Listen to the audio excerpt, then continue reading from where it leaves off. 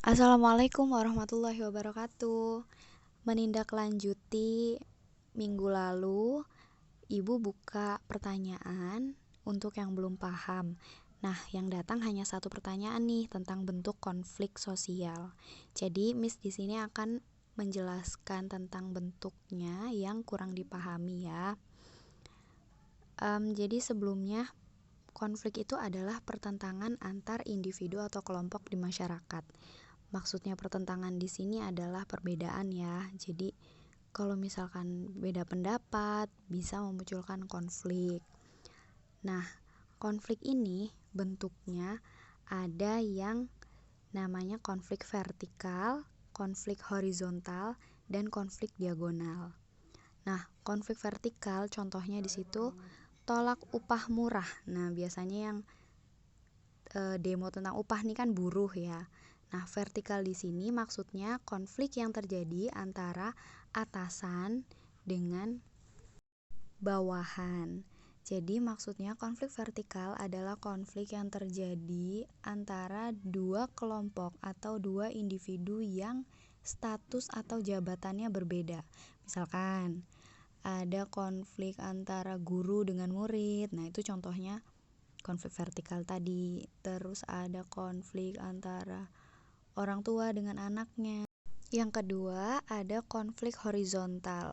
Konflik horizontal di sini maksudnya konflik yang terjadi antara kelompok A dengan kelompok B atau individu satu dengan individu lainnya dikarenakan perbedaan ras, suku, misalkan agama, atau perbedaan jenis kelamin. Nah, itu namanya konflik horizontal. Misalkan si Randy konflik dengan si Ulfa. Nah, di sini kan laki-laki dengan perempuan. Ini namanya konflik horizontal. Atau konflik antara umat agama Islam dengan umat agama Hindu. Nah, ini namanya konflik horizontal.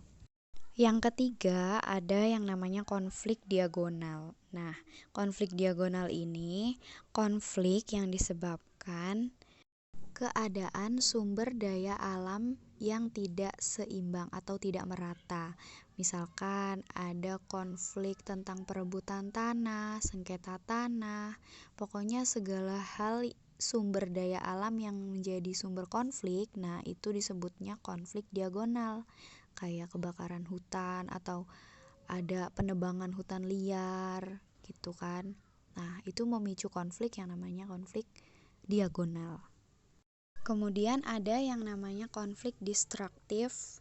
Nah, konflik destruktif adalah konflik yang merusak atau menimbulkan dampak negatif.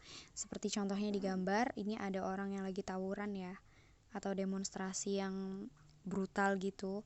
Pasti kan akan menyebabkan dampak-dampak negatif kayak rusaknya gedung, fasilitas umum. Nah, itu namanya konflik destruktif, konflik yang menghancurkan. Terakhir yang akan Ibu jelaskan adalah konflik yang konstruktif. Nah, konstruktif itu maksudnya konflik yang berdampak positif atau dampaknya membangun. Loh, konflik kan satu hal yang negatif kok bisa dampaknya positif gitu. Ya, konflik misalkan dalam diskusi. Kalian diskusi tentang pelajaran atau di rumah keluarga sedang berdiskusi.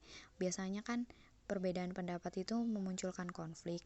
Tapi dampaknya positif, yaitu hasil dari diskusi yang merupakan keputusan yang bisa mengembangkan suatu keluarga itu atau mengembangkan kelompok diskusi itu sendiri.